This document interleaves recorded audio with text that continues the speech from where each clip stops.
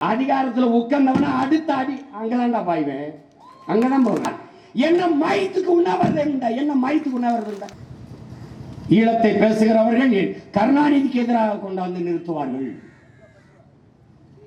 இந்தியாவை காங்கிரஸை விமர்சிப்பார்கள். இந்தியாவிற்கு இந்த போருக்கும் என்ன சம்பந்தம் கேட்பது யார்? ஈழத்தை பேசிங்கன்னா எல்லாவற்றையும் கருணாநிதிக்கு எதிராக கொண்டாந்து நிறுத்துவார்கள். இதைவிட கொடுமை, ஈழத்தை பேசிங்க என்ன போகுது, ஈழத்தமிழர்களுக்கு ஓட்டா இருக்குது, அதை போய் பேசி என்ன போகுது? வேணாம். ஈழத்தை பேசுவான், பிரபாகரனை பேசுவான், தமிழர் என்று பேசுவான். அதனால சீமானுக்கு ஓட்டு போடக்கூடாது என்றால் அந்த நிலையை பெருமையோடு இந்த மகன் இந்த நிலத்தில் எதிர்கொள்.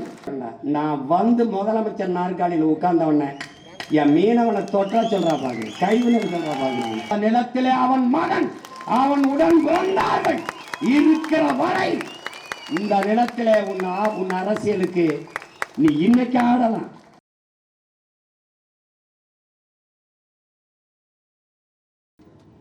சிவசங்கர மேனன் வெளியுறவுத்துறை செயலாளராக இருந்த சிவசங்கர மேனன் சாய்ஸஸ் என்ற தன்னுடைய வாழ்க்கை வரலாற்று நூலிலே எழுதியிருக்கு. இறுதிக்கட்ட போரிலே போரை நிப்பாட்டி பிரபாகரன், பொட்டம்மான் போன்ற தலைவர்களை பாதுகாத்து ஒரு அரசியல் தீர்வை கொண்டு வர வேண்டும் என்று அமெரிக்கா விரும்பியது. ஆனால் அதற்கு அன்றைய இந்திய தலைமைகள், ஆட்சியில் இருந்தவர்கள் யார் உங்களுக்கு தெரியும். குறிப்பாக தமிழ்நாட்டு தலைவர்களும் அதை விரும்பவில்லை. அவர் எழுதியிருக்கார். ஏன் தமிழ்நாட்டு தலைவர்கள் விரும்பவில்லை? எத்தனை தலைவர்கள்? ஒன்னு அம்மையார் ஜெயலலிதா, இன்னொன்னு ஐயா கருணாநிதி. இவர் ஆட்சியில் இருந்தார், அவர் எதிர்க்கட்சி சேர்ந்தார். விரும்பவில்லை. காரணம், பிரபாகரன் அங்கு இருப்பு கொள்வது இவர்களின் எதிர்கால அரசியலுக்கு ஆபத்தாக இருக்கும் என்று எண்ணினார்கள். அதனால் அந்த போரை விரைவில் ஒரு முடிவுக்கு கொண்டு வர வேண்டும் என்று எண்ணினார்கள். அவன் என்ன சொல்றான்? கோத்தபாய ராஜபக்சே என்ன சொல்றான்? இந்தியா விரும்பிய போரையே நாங்கள் செய்தோம்.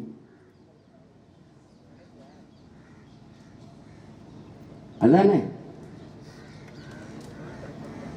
எந்த பதவிக்காக, எந்த பிரபாகரன் அங்கு இருப்பு கொள்வது இவர்களின் எதிர்கால அரசியலுக்கு இடையூறாக இருக்கும் என்று எண்ணினார்களோ, அங்கே அந்த பிரபாகரன் என்ற பெருமிரன் இல்லாமல் இருக்கலாம். இந்த நிலத்திலே அவன் மகன், அவன் உடன் பிறந்தார்கள் இருக்கிற வரை இந்த நிலத்திலே உன் அரசியலுக்கு நீ இன்னைக்கு ஆடலாம். 26க்கு பிறகு ஆட்டம் எப்படி எங்க ஆட்டம் ஆரம்பிக்குது நீ பாரு. 26க்கு பிறகு என்ன காரணத்திற்காக அந்த இடத்திலே என் தலைவன் இருப்பு கூடாது என்று கருதினீர்களோ, ஒரு நெருப்பை அணைத்து உலகெங்கும் பல கோடிக்கணக்கான நெருப்பை நீ பற்ற வைத்து விட்டாய். நீ நினைக்கிற நெருப்பை குப்பையை போட்டு மூடிடலாம்னு.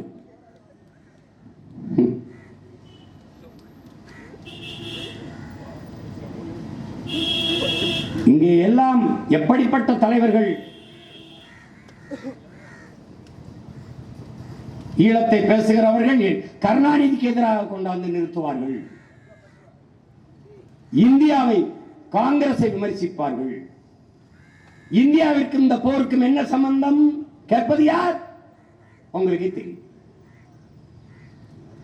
இந்தியாவிற்கும் இந்த போருக்கும் எந்த சம்பந்தம் இல்லை என்றால் என்ன மயத்துக்கு உண்ணாவிரதம் இருந்தா, என்ன மயத்துக்கு உண்ணாவிரதம் இருந்தா, எதுக்காக உண்ணாவிரதம் இருந்தா,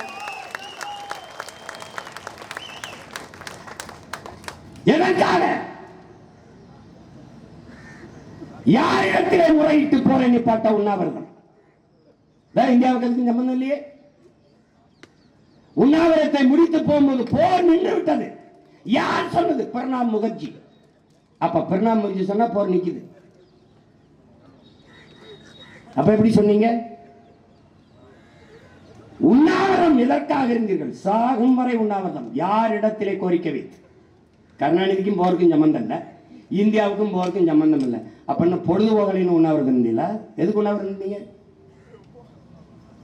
காங்கிரஸை வேரோடும் வேரடி மண்ணாடும் ஒழிப்போம், இனி ஒட்டுமில்லை உறவுமில்லை என்று பேசியது யார்? இப்ப ஒட்டிக்கொண்டு உரசிக்கொண்டு நிற்பது யார்? யார்? ஈழத்தை பேசிங்கன்னா எல்லாவற்றையும் கருணாநிதிக்கு எதிராக கொண்டாந்து நிறுத்துவார்கள். அப்படின்னா எப்படி? மழை விட்டாலும் தூவானம் விடாது என்று சொன்னது யார்? பிரணாப் முகர்ஜி சொல்லிவிட்டால் போர் நின்று விட்டது என்றால் அப்ப பிரணாப் முகர்ஜி சொன்னால் போர் நிற்குது. பிரணாப் முகர்ஜிக்கும் போருக்கு என்ன சம்பந்தம்? இந்தியாவுக்கும் போருக்குமே சம்பந்தம் இல்லைன்னா பிரணாப் முகர்ஜி பேச்ச ஏன் கேட்கணும்? இல்ல என்ன கொண்டு பாரு, போர் நின்றுச்சுன்னு உண்ணாவிரத்தை முடிஞ்சு வந்த பதுங்கு குழிக்கல பங்கருக்குள்ள இருந்த 200-300 பேர் வெளியேறிட்டான். ஏன் நடந்தது? என் தமிழ் மீது, என் தாய் மீது, என் தலைவன் மீது சத்தியமா நடந்தது. போர் நின்றுச்சுங்கிற பங்கருக்குள்ள இருந்தவன் பதுங்குழியில இருந்து வெளியில வந்துட்டான். 200 பேர் 300 பேர் மொத்தமா குண்டை போட்டு கொண்டு விட்டான். இதான் நடந்துச்சு. பச்சை படுகொலை பண்ண படுபாதகர்கள் இவர்கள். அவருக்கு எதிராக திருப்பி விடுவார்கள். இதைவிட கொடுமை. ஈழத்தை பேசிங்க என்ன போது? ஈழத்தமிழர்களுக்கு ஓட்டா இருக்குது. அப்ப இதுக்கு முன்னாடி பேசினீர்கள், அப்போது ஈழத்தமிழர்களுக்கு ஓட்டா இருந்தது. ஏன் பேசுனீங்க? ஏன்? அங்க என் தலைவன் இருந்தான். அந்த விடுதலை போராட்டம் எழுச்சியா இருந்தது. அப்போது அதை பேச வேண்டிய தேவை இந்த நிலத்தில் உங்களுக்கு இருந்தது. இப்போ ஈழத்தமிழனுக்கு ஓட்டா இருக்குது. எங்களுக்கு வேண்டியது ஈழத்தமிழன் ஓட்டல்ல, அவனுக்கு ஓட்டு இல்ல, அது எங்கள் உரிமை. அந்த தாயக விடுதலை என்பது ஈழத்தில் வாழ்ந்த தமிழனுக்கான விடுதலை அல்ல, உலகெங்கும் பரவி வாழக்கூடிய 13 கோடி தமிழ் தேசிய மக்களின் தேச விடுதலை. அது தெரியாதா உங்களுக்கு? ஈழம் எங்களுக்கு வாக்கா, ஈழம் எங்களுக்கு ஓட்டா, எங்கள் உரிமை. ஈழம் என்பது 3 எழுத்து சொல்லல்ல, எம் உயிர், எம் மூச்சு. 50,000 ஆண்டுகளுக்கு மூத்த தமிழ் தேசிய பேரினத்தின் விடுதலை என்கிற பெரும் கனவு. அதை போய் பேசி என்ன ஆகுது? வேணாம். ஈழத்தை பேசுவான், பிரபாகரனை பேசுவான், தமிழர் என்று பேசுவான். அதனால சீமானுக்கு ஓட்டு போடக்கூடாது என்றால் அந்த நிலையை பெருமையோடு இந்த மகன் இந்த நிலத்தில் எதிர்கொள்.